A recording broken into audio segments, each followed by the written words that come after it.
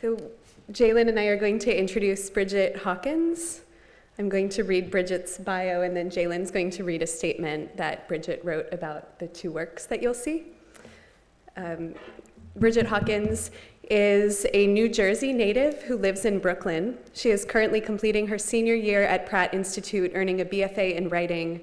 Her poem, Anemic, was the winner of the Academy of American Poets 2018 College and University Poetry Prize, and her graphic story, Tell Her Anyway, is featured in the Simon & Schuster 2018 anthology, It Occurs to Me, I Am America. As a biracial Black woman living in America, Bridget's poetry often confronts issues of race and marginality, engaging a range of forms and genres.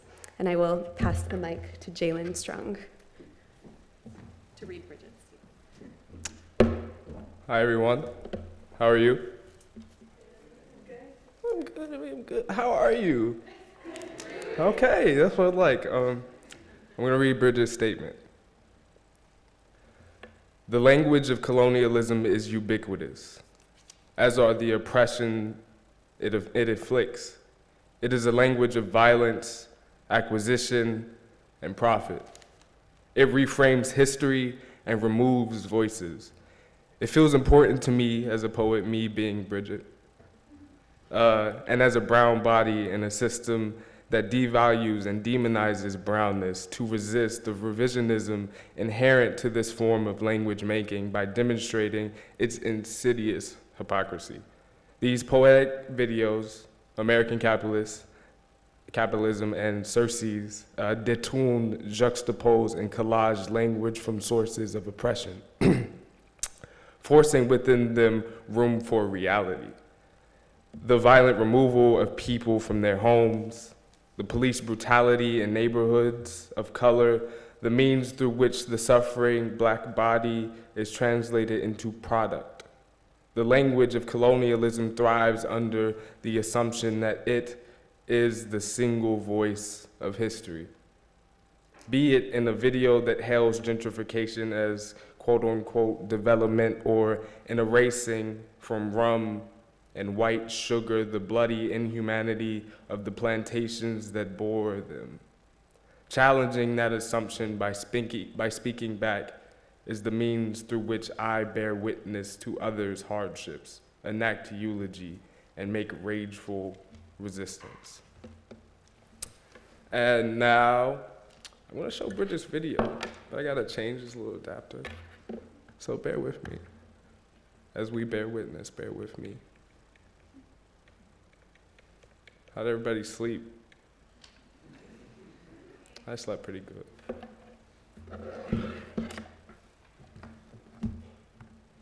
Did anybody have good dreams? Meredith did, right?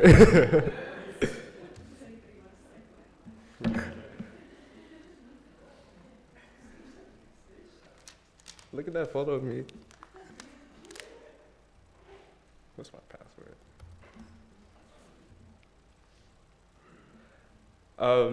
These are Bridget's videos. I kind of named them today, just now, for her. But this is just my interpretation of it. They're interdisciplinary videos of resistance.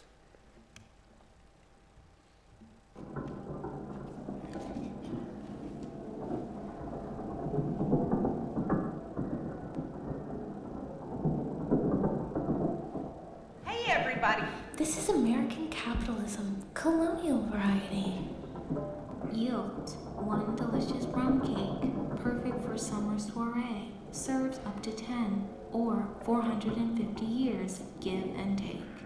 Cake, 1 cup butter, ½ cup lynching fat, 3 cups sugar skulls on skin, 5 large pox, 3½ cups crop extinction, profit, ½ teaspoon gunpowder, 1 cup homogenized milk, 4th cup dark rum, can substitute with 3/5 pound dark chattel flesh, 1 teaspoon extracted vanilla, profit, ½ cup cultivated pecans, profit, glaze, 1 cup cane machete through leg, ½ cup butter, 4th cup insurance drowning, profit, 4th cup rum, 18 years and most likely. Preheat oven to 325 degrees Fahrenheit. This entire 140-ton hold and line bottom with flesh. Watch for wood rot and boring worms. Airflow is important. In large bowl, beat flesh and fat at medium-high speed with whip until creamy. Gradually add labor, beating until dead. Add labor, boiling, one at a time, beating well after each new. In a medium bowl, combine pox and gunpowder over mix. Apply liberally to area until texture changes. In a small bowl, combine flesh and other flesh for new flesh. Also apply liberally. Gradually add pox mixture to powder mixture, alternately with labor mixture, beginning and ending with profit, beating well after each new. Pour batter into prepared stocks. Take pecans, vanilla, profit. Repeat this liberally.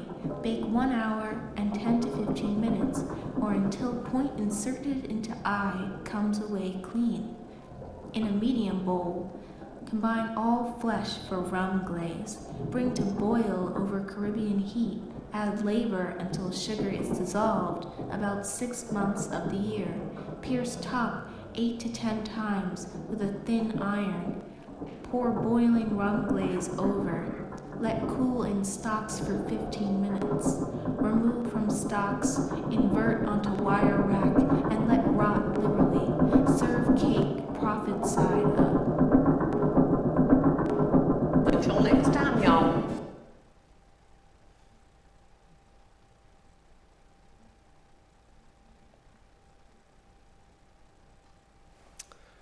Okay, that is American Capitalism. That is her first piece, and it is followed by, we went over this a couple times, but I can't, Xerxes. So quote Xerxes. Language is interesting, and I pronounced that wrong, so here's Xerxes.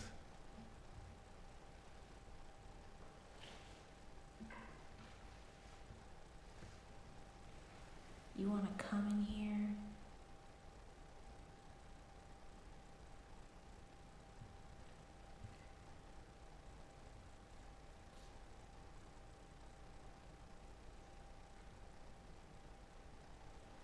You ain't never coming here.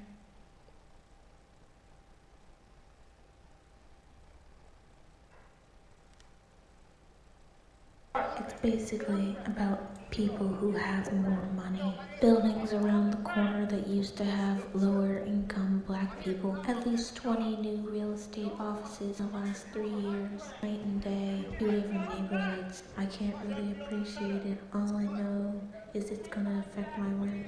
A lot of us were raised in Bed-Stuy, no longer able to afford to purchase home, and they've taken Day in the neighborhood to find out why Bed-Stuy is one of the fastest growing areas in Brooklyn.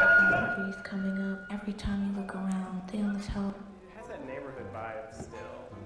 One guy came down with a bag, literally a bag of money, opened the bag and said, "If you want to sell your house, I'll give you this much."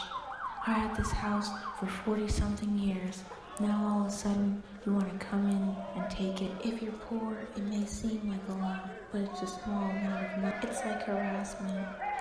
My landlord sold my property, I believe, and he didn't tell me why. This property over 40 years, now all of a sudden, you want to drop our insurance. Tell me why. At one point, I ended up robbing the structure with 4 people.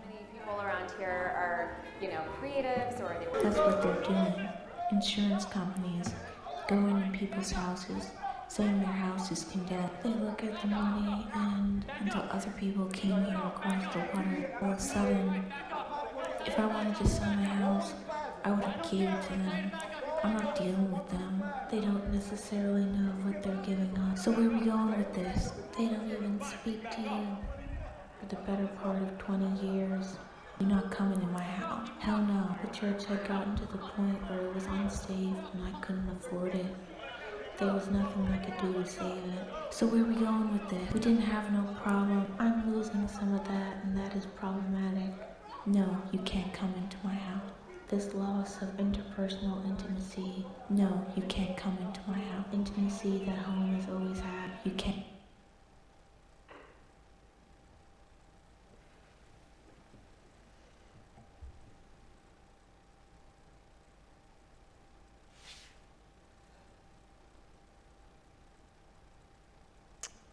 All right, and that is Xerxes and Bridget in spirit right next to me.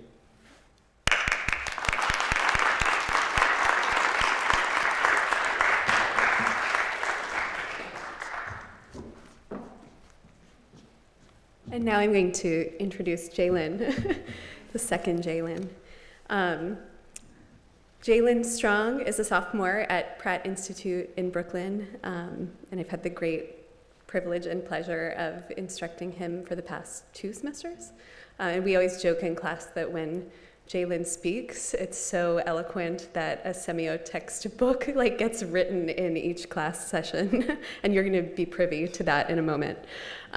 He is a seeker, a body that breathes, and a companion to truth. He works in the realm of writing and art, but is most fascinated by our profound connections to each other. He lives in Brooklyn. Please welcome him to the stage once more.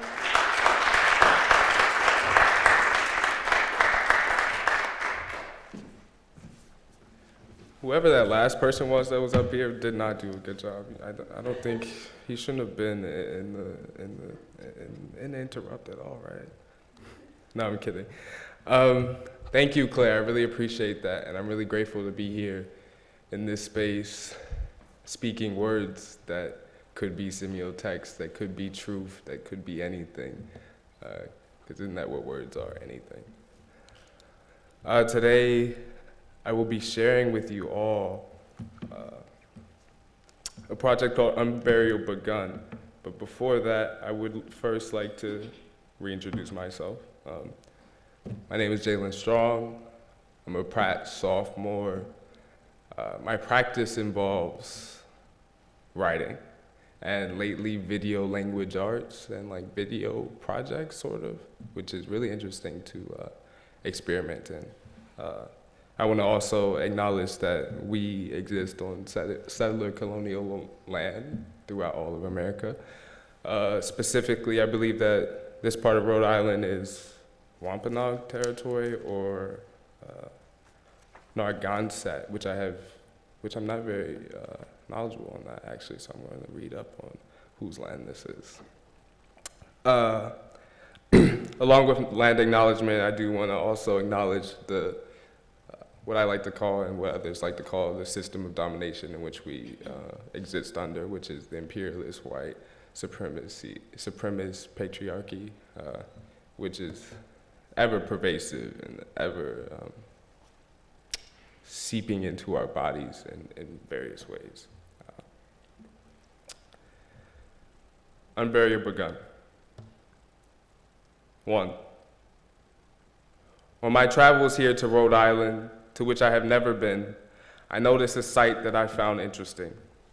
There was a barnyard home, overgrown by the limbs of bare winter brush plants.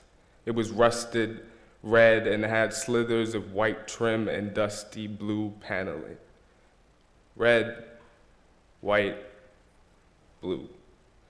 At first I wondered, why do people abandon houses? What might have happened to a house that makes you want to leave it be and never return? My first answer, and obviously there was no one to talk to on this bus since I was asking myself questions and answering them all in the same breath.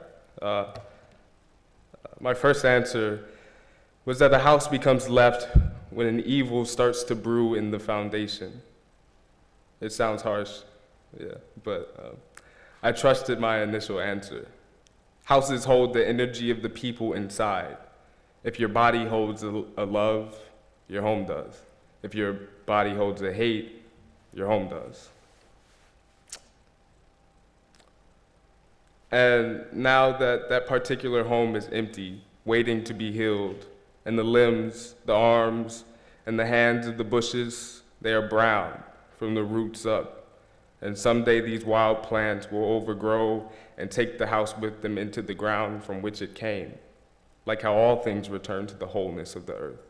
the red, white, and blue house that has been left void and sits on this land so cluttered with the colonial, native, and slave energy.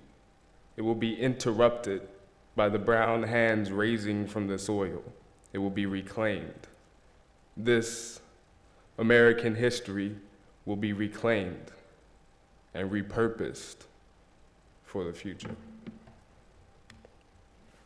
So Unburial Begun is an exploration in bodies, really, in Black bodies, in brown bodies, in the bodies that exist together on this world with our profound connections to each other, which I am very interested in.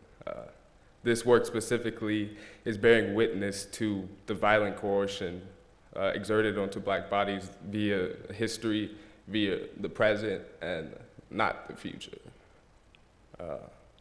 There's an uncontrolled sourness that festers along the pink, fleshy insides of our bodies and crawls around the mind. I question daily, how can we recognize the rage that collects from a past and present that holds a posture of dominance, and how can we undo what the future holds? How do we understand anger, emotion? And how do we understand specifically anger? Because anger is the making of a color. We associate anger with a color, mostly. And yet, in the color Black, we make it invisible. It is not a stream of light from the rainbow. It is a danger to those in power. I want to unbury the trauma of the corporeal and unlock a self-preserved beginning. So this project specifically takes upon the slave daguerreotypes of Louis Agassiz, and they were commissioned by Joseph T. Zealy. Pictured here is the Agassiz house on the Harvard campus that functions still to this day as sort of a theater. And theater is really interesting to think about the history of theater and how performance happens in theaters. My good friend Louis, right next to it, fuck him. The slave daguerreotypes and the daguerreotype portrait was the first pragmatic way in which to manifest a permanent image. One had to capture the photo on a camera obscura and develop it onto a silver-plated copper sheet, fume it with mercury vapor, chemical treat it, and rinse and dry and let it sit, and from it arose a frozen moment. Louis Agassiz, a Swiss ethnologist who in the mid-19th century grew interested in the great debate of American slavery. He migrated to America with his grandeur of scientific rigor, and upon his moving gained association with Dr. Samuel Morton, the spearheader of the racialized polygenesis theory that claimed separate species creation, like bodily creations for different people that weren't white, that they were created separately to prove white superiority, which is crazy. And embraced by Morton, and his first sighting of Black men triggered the curiosity and contempt that birthed the slave daguerreotypes. Agassiz then came in contact with a man named Robert Gibbs in the South at a ethnologist and like American conference around science. And Gibbs, who was a friend of slave owners in South Columbia, introduced him to Zealy, who was the photographer, and then they went to the B.F. Taylor plantation to commission these photographs. And after the photographs were taken in March of 1850, it takes a while for the daguerreotype to be processed because it's 19th century and photos took forever. So in a letter, Zealy wrote, I've just finished the daguerreotypes for Agassiz of native Africans of various tribes. I wish you could see them. I wish you could see them. I wish you could see them. I wish you could see them. I wish you could see them. I wish you could see them. I wish you could see them. 4. This diagram is not in Glidden's type of mankind.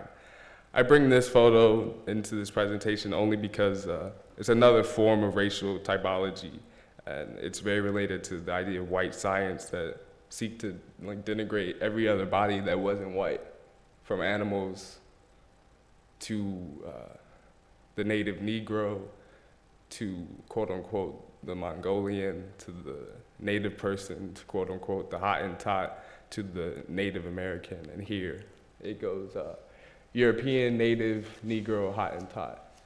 And there's the diagram of the skulls, which is really, I don't know if you think about what the skull contains, is the mind. And within the mind holds all the trauma and holds all the knowledge of self and of history, and I think that's just something to think about. This photo is one of the first daguerreotypes paired by what may appear to everybody as just a black blank screen. But what I did with the daguerreotype was I took the original found archival image on the internet and I processed it and basically, to simplify it, I colored over the original daguerreotype and juxtaposed these two images to sort of provide commentary on what it means to both take a portrait of somebody and specifically take a portrait, and how that both renders, at least in this process, it renders them both visible and hyper-visible. You cannot look at this photo. It pierces into your irises first. A glossy estrangement builds around his eyelids, a look of terror and tears and nothing much else. I know he has not said a word for some time now. His rage is silent, within the throat, freezing in the esophagus and turning the vocal cords glacial. There is a tension on the skin that stretches, a black beaten by the flare of the solar southern sun and plated lash, both bone-thin and exhausted muscle from the toils of a certain domination when looking for too long. For too long. He begins to look like my father's father as he lied on his deathbed. The same type of joylessness in his clenched jaw, stripped naked by the white imagination to knit a lie within his portrait.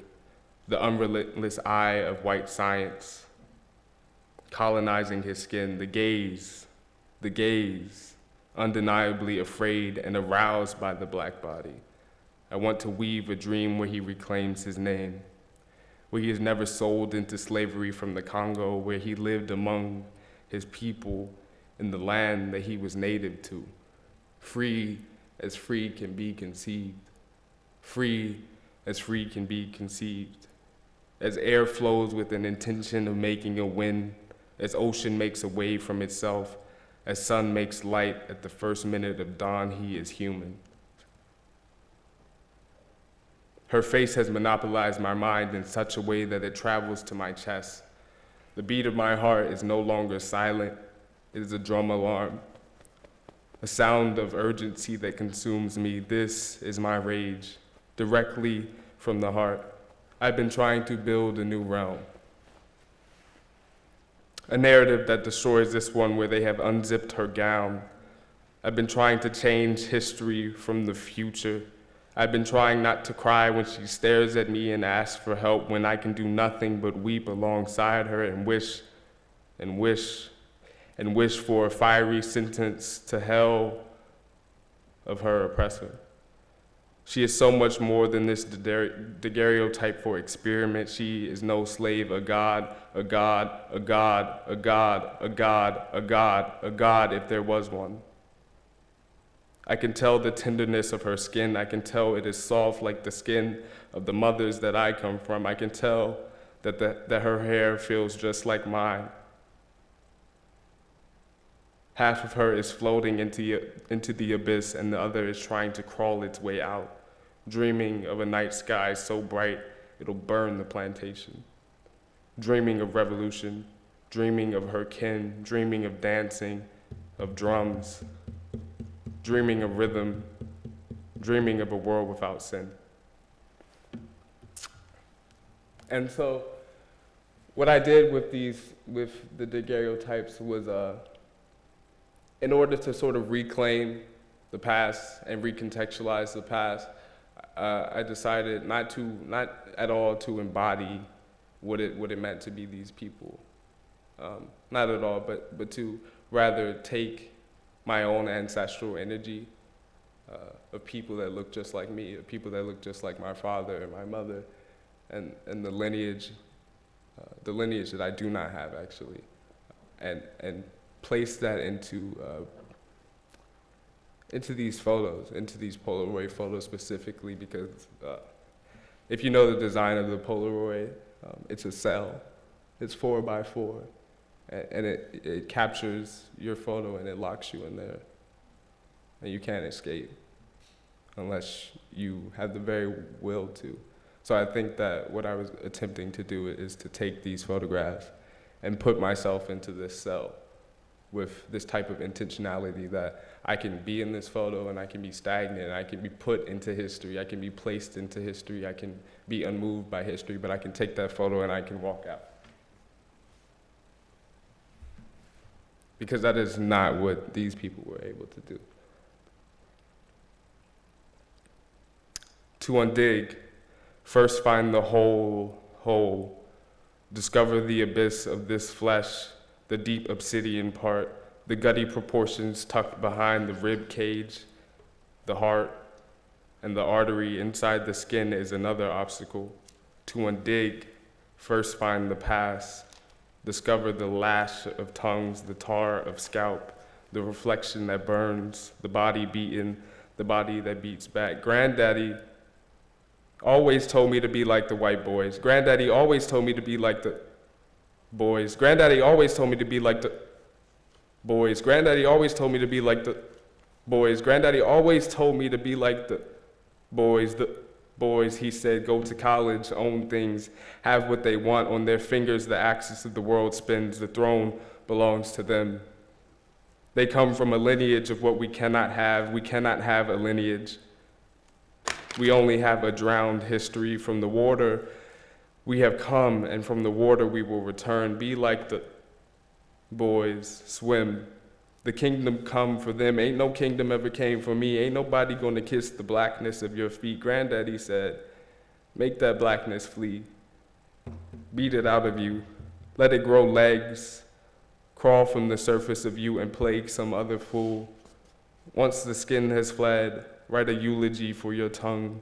Untie it, make it loose. Adopt the flesh of their mouths. Sit up straight, wear your belt, tuck your shirt, comb your hair. For God's sake, let the teeth swallow the coil of your hair. Don't you want to make your mother's mouth reach the end of her eardrums?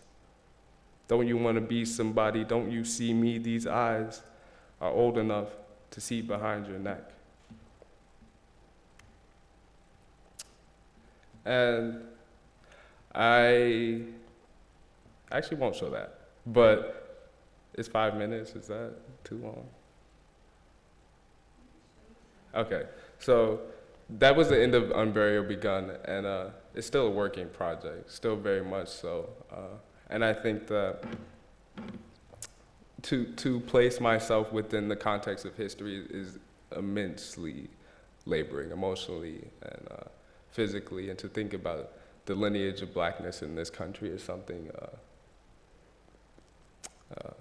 I think it's the Oxford Dictionary that quoted, I forget which version of it, but under the word black, just the color black, the example sentence or whatever you may call that in the dictionary, it was quoted that black was a word of a difficult history. And I think about that a lot. I think about that constantly, especially under these, the context of like this American history, and what that means, and how wounded this world is, because none of us are free. None of us are free as long as the idea of power is still attached to bodies who don't want power. I don't think any of us want power. I think what we all seek, this desire, this love within us, this radical love, this self-preservation, is in search for a grander, greater sense of love. And so I do want to provide this last sort of video work, because I think it was very much in conversation with Unburial Begun, and it happened after. To quickly depict it, it was, there's this thing that has been happening on Instagram, on this platform in which we display projections of ourselves, wherein white bodies, white European bodies specifically, like Swiss people and some American people, were basically promoting and engaging in this neo-blackface, where they use makeup and self-tanning to completely and utterly visibly become brown. And I think it's really interesting to think about the idea of doing this and being able to wipe it away in the vanity in the mirror, and how people of this difficult history who are in this place and under these systems of domination, just like me and you and just like everybody else, can sort of step between the line of power and powerlessness. I'm just going to play this and I'll be done.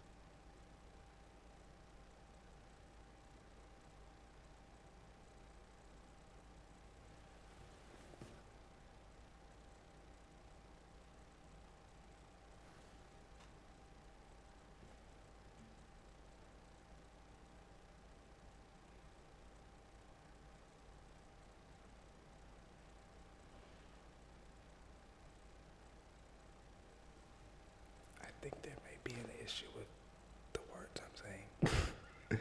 In between this part is sort of a triptych poem in which I do an embodiment of voice between myself and a mythological character of like a plantation owner, and then a response to that. But it seems to not be playing, but I kind of enjoy that aspect of it being this blank white screen.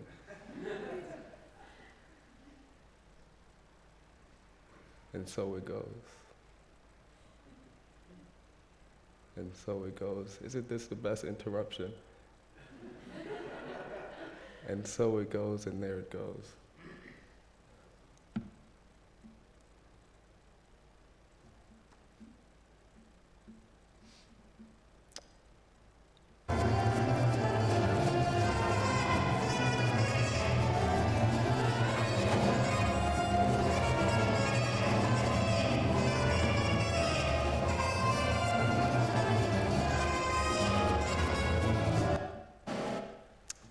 Thank you.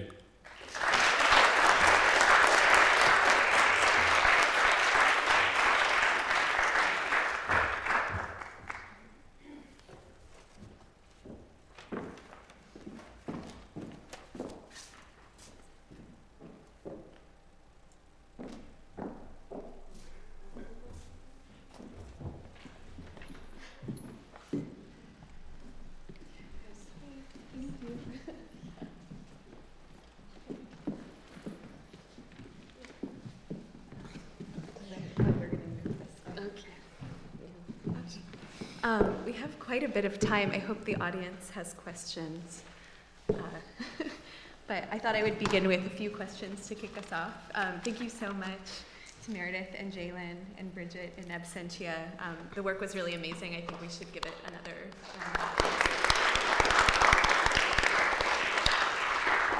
Yeah, and I actually loved the interruption on the last piece and was thinking about Jackie Wang's commentary on the weaponization of time and how that intersects with whiteness, and it's making me think of your Venn diagrams. To dive in, I was wondering, both of your pieces feel really meticulously researched in ways that are different and perhaps overlapping at the same time, and I was wondering if you could talk about your research processes. I know a bit about yours. I don't know as much about yours, Meredith. Do you want to start? I can start. How's this? Okay, I'll leave that. Okay, research. So, interestingly, I wrote the piece mostly in a modern culture and media seminar called What is Sex? And I don't think my professor knew I was doing this, but I was doing it, and we were reading a lot of, just text on different theory about sex and being, but also like how that intersects with language. And so that was kind of like a theoretical backdrop. And then, kind of beyond that, I was really inspired by some different like kind of auto fiction works or people that were writing like confessional work. And I really like Samantha Irby, who does a good job kind of bridging this gap between like humor and then really resonant material. And then I like Maggie Nelson for her ability to weave in theory. And then Jennifer Egan, actually, the second to last chapter in A Visit from the Goon Squad was really inspirational because she does this kind of series of flow charts. And so I really liked how she could tell a narrative that way. Yeah. Cool. Yeah, and I mean, I don't want to speak for Bridget, but something I observed as watching Bridget's piece was perhaps this peripatetic mode of research. Like Xerxes seems gleaned from the graffiti that she encounters, right? So yeah, that connecting the dots. I'll pass the wand to you, the research wand. As far as research goes, it was a bit difficult to find text that I think that, at least my research was very textual. It was very read and ingest and find what exactly that I wanted to know and what exactly could I reject from that history. And so thinking about all this written history about what had occurred in the production of these like photos it was very laboring. It was very hard to do, and not necessarily that the textual work was dense, because it was very straight to the point, but rather the history was dense, and working around how to interpret that was dense. And I think that I don't know, I'm so grateful for the research process of it, because it's the foundation of that work, and it really allows that work to breathe in which it should. And I forgot to mention that those photos were first discovered in 1975 by catalogers in the Harvard Peabody archives. And then in 1991, Carrie Mae Weems was allowed into the archives and was told not to photograph or not to take anything out of it. And she discovered the daguerreotypes, and she did exactly the opposite of what she was told, and thank God, or thank whoever allowed her to do that, because then she recontextualized the photos in an exhibit called From Here I Saw What Happened and Cried. And if it wasn't for Carrie Mae, then it wouldn't really be possible to really engage in it again and engage in those photos again. Have you visited Harvard and been to those archives yet, or do you plan? Yeah, I definitely have planned to, for sure. yeah, I've never been on this side of the world, this American world. This is my first time in Rhode Island, and you know Boston is just up, so soon I will. Stones through. Does the audience have questions? I have others, but I want to open things up to you first. Yes, Stephanie. Did you create the poem that was in your budget and then you wrote long enough to get it to snap?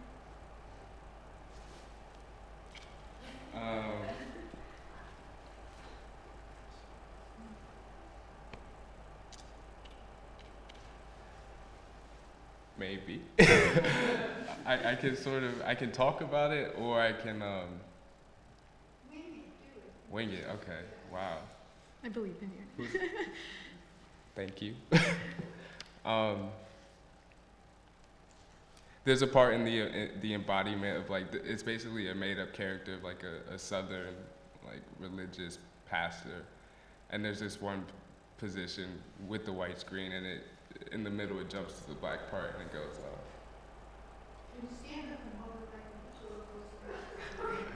put I'll lean into the mic. I won't stand up. I don't want to decentralize anything, create a hierarchy. Black be nothing and nothing be black. Black be nothing and nothing be black. Black be nothing and nothing be black. Black be nothing and nothing be black. Black be nothing and nothing be black. White be nothing and nothing be white. White be nothing and nothing be white.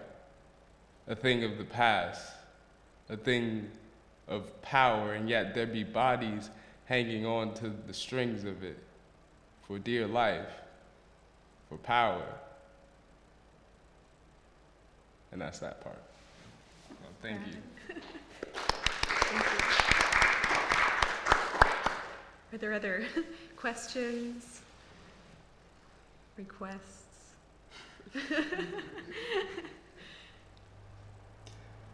Yes, Can I ask a question? I was wondering about animation.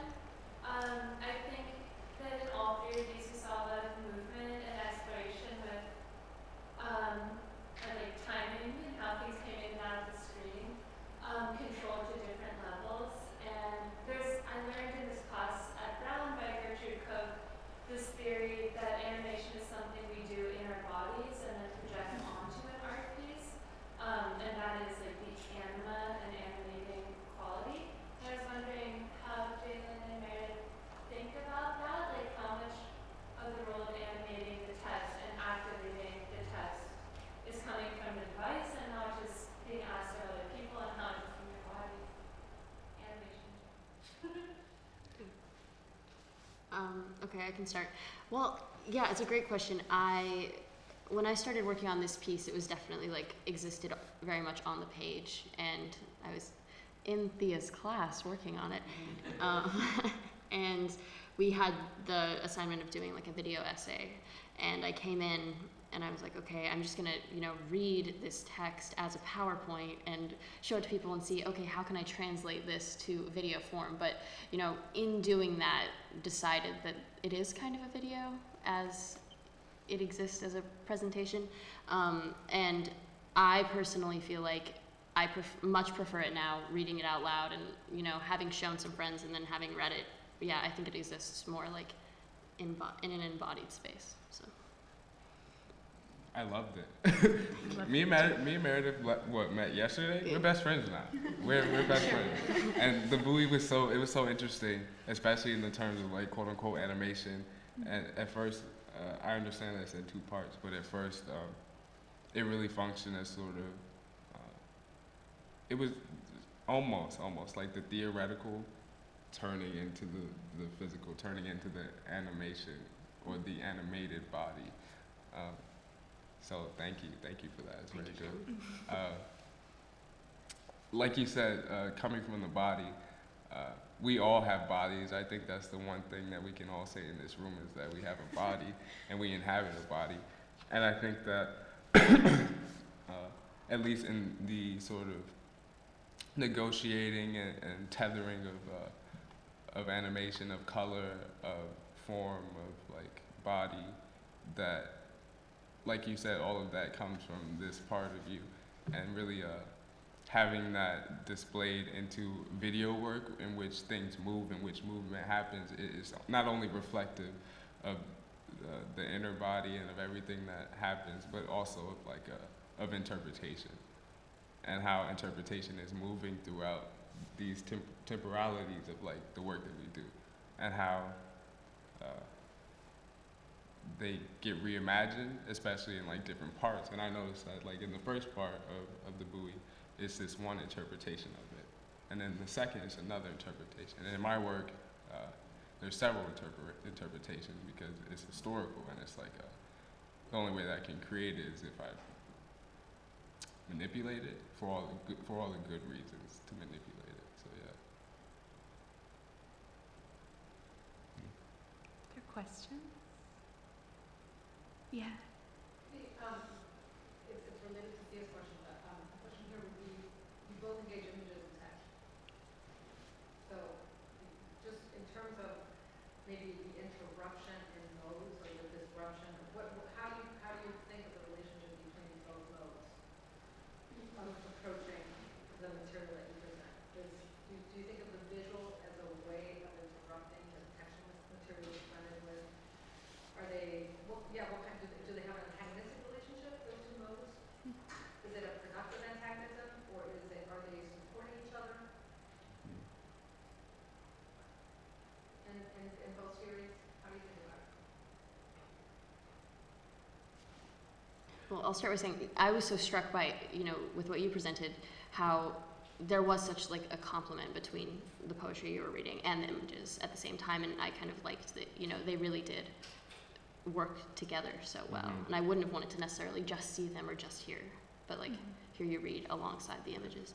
I feel like for my piece with the buoy, I was thinking a lot about writing kind of outside of like, I don't know how to describe, like outside of the line, or like kind of breaking out of representation and writing on these maybe other dimensions that seemed like the only way to really do that was through an image or a visual, right? And like, how can I establish this new language of like circles relating to each other and, make something out of that instead of just like text read across the page from left to right. So yeah, that was what I was thinking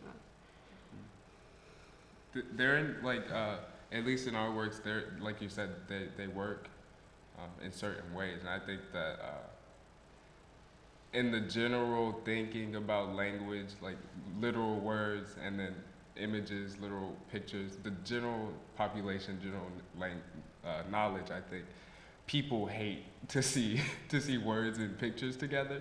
They either want to see pictures or they want to see words. And the only time they want them together is when the words are subtitles, or when the words directly describe the image, when the words are captioning the image. So when you provide in our work, when you use text to not only describe but text as also an image, it's interesting in that way. And I think that text in itself is very well an image. And what we categorize as images, like a photograph, is also working in both ways. A photograph is both words and a picture. So I think that what I like to play with is the idea of language as photographic, or language as embodying becoming color, or becoming a picture, or becoming something, because they're the same thing, and they're also completely different. And I think, I don't know, it's really interesting to work in those modes and those registers to really challenge the viewer. It's all about the audience, and it's all about not only the audience, but the creator of it and their intentionality of language and words. And, yeah. I appreciate too how, Meredith, your work, letter forms are images and they're animate. They feel like they have motion, even if they're not moving. Yeah, even they do move, and then we have these static moments where things feel like they're moving, like when the letter forms are raining down the page. But also your diagrams, those are letters, they're circles, but the circle is also a letter. I feel like we should just address Bridget's work. Yeah, absolutely. Because there you have the moving image, familiar moving image with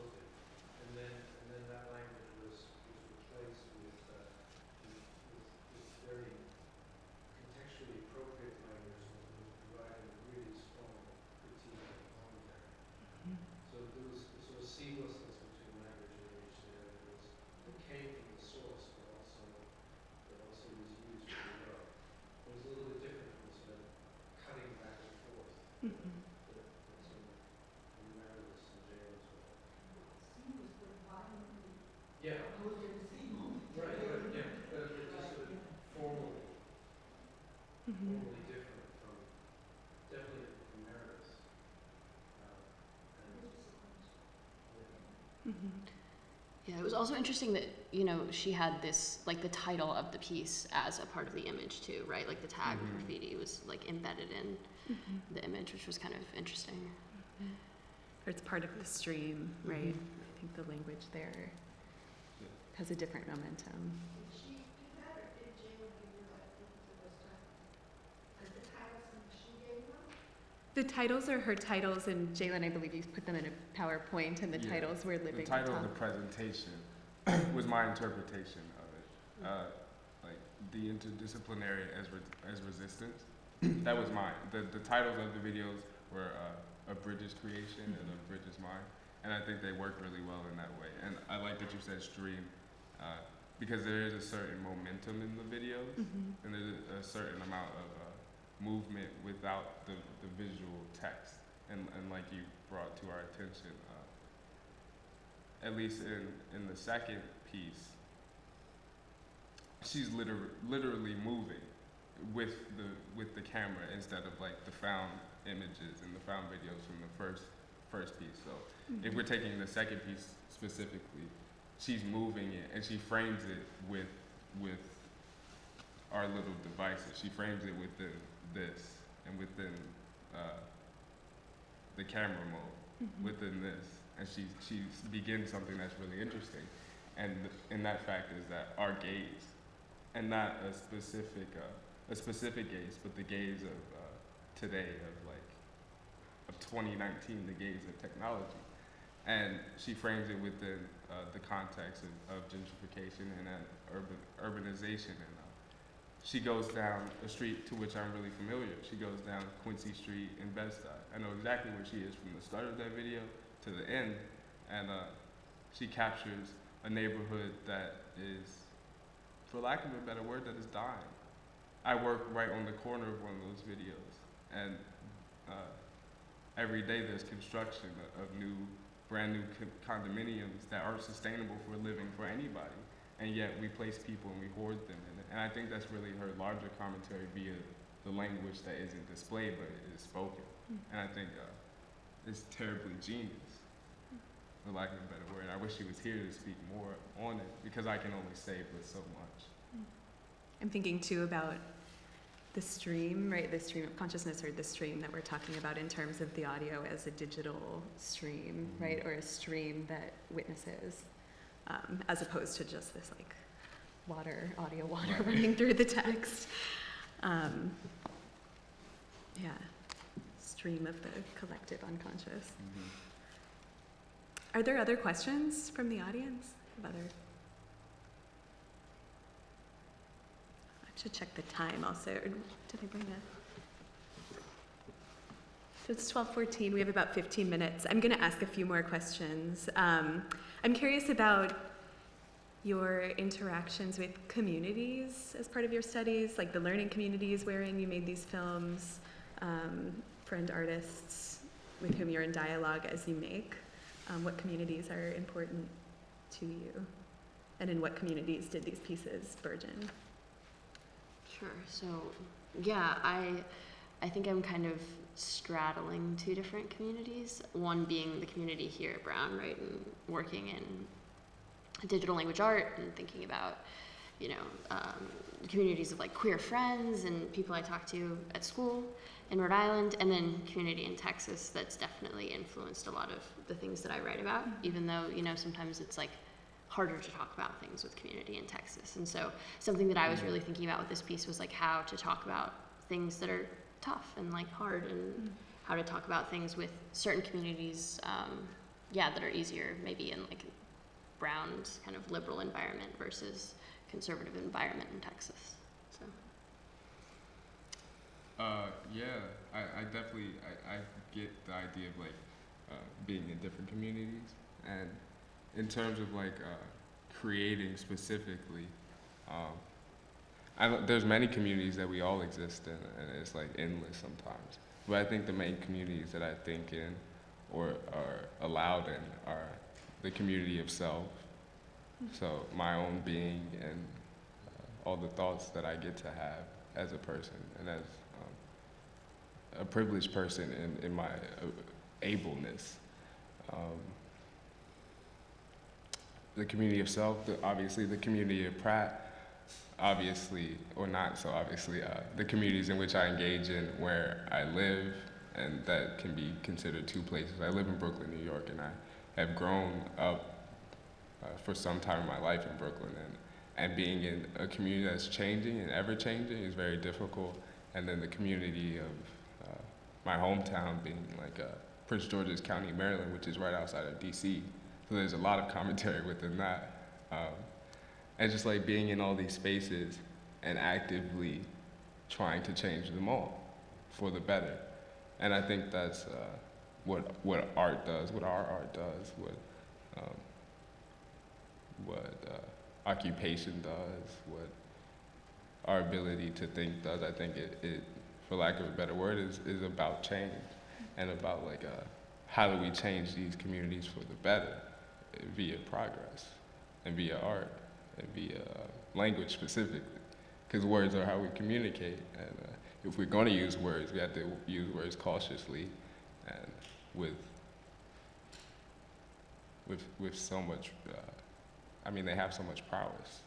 And just thinking about pedagogy and learning via words and via loving words too. Words that are via an ethic of love. So yeah. That's lovely. In closing, we were joking we were going to do the 36 questions. Oh, there's a question. Never mind. I'm gonna stop. Go ahead. Well, I just wanted to, because what you said, Jalen, and you also said something about a podium, where I wanted to ask you more about it. The question is, do you really feel that people don't want power? Could you maybe explore that or explain that? Kind of intriguing. Sometimes I think, well, yeah, actually they do want.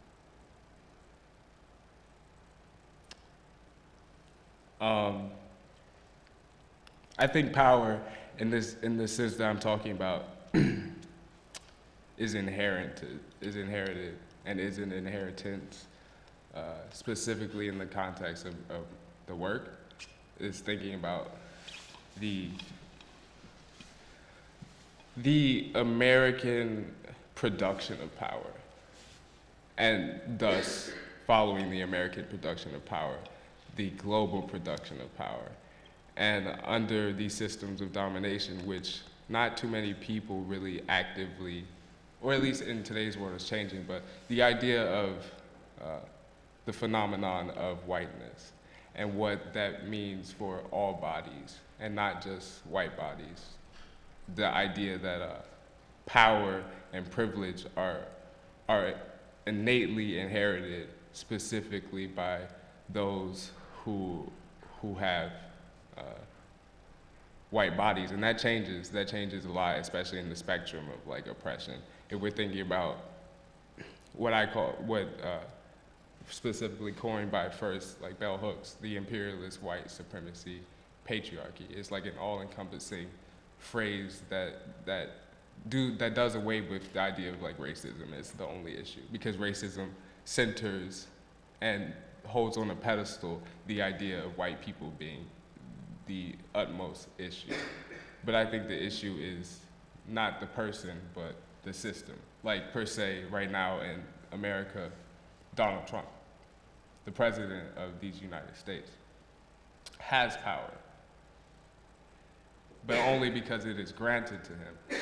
And there's this thing in our minds today that fetishizes the man and not the system that produces him. So it's like thinking about a plant. There's a seed, and then there's what grows from the plant. The seed being this pervasive whiteness, this pervasive idea of white supremacy. And what is growing from it is this power, and that plant is rotten. And that plant has to be dug up. And that plant has to be transported and be healed in a certain type of way. Because what we're lacking in this society is healing, and what we're lacking is this ability to talk about it. Because because power is so, at least in our construction of it, power is so evil. And I don't think anybody wants that at all. I don't think anybody physically wants to say, I have more power than this person, I have more power than this body, because how productive is that?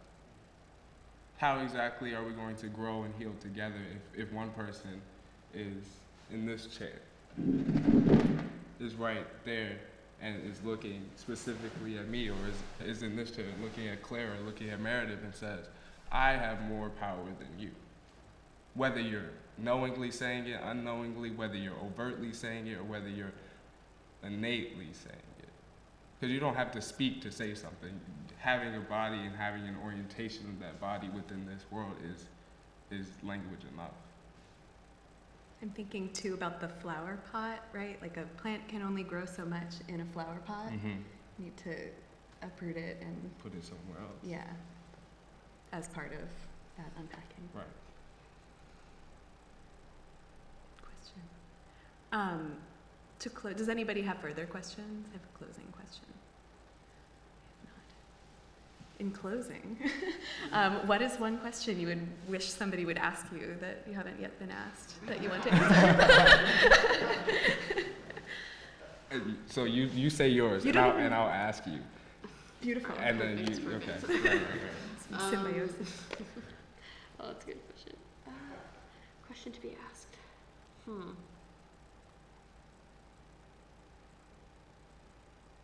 Well, you kind of already asked me this, but not in this context. Something that I'm interested in kind of exploring is like if I've shown my mother this piece, and if I haven't, and like how to talk to her about the piece. So, I don't know if you want to. Meredith, have you showed your mother? I have not, and I'm trying to decide whether or not I'm going to. And where is the dream Show her. in this? Oh yeah, and can someone interpret my dream or ask me more about it? Thea is the mother and John is the father. Okay, Jalen, what's your question? I think that I want someone in this world to ask me, every day I think, I want someone to ask me, did I love today? Did you love today? Did you love something or something? Did you love today? Hell yeah. Who was that? Hell yeah. Hell yeah. I like easy questions. We saw it. We bore witness. Ask me if I loved today. Did you love today? Yes, I love your piece. I love being in this space. Did you love today? Yes, I loved your piece as well, Jalen, and being in the space, and Bridget's piece. So. Did you all love today? I think that's a good note on which to end. Yeah.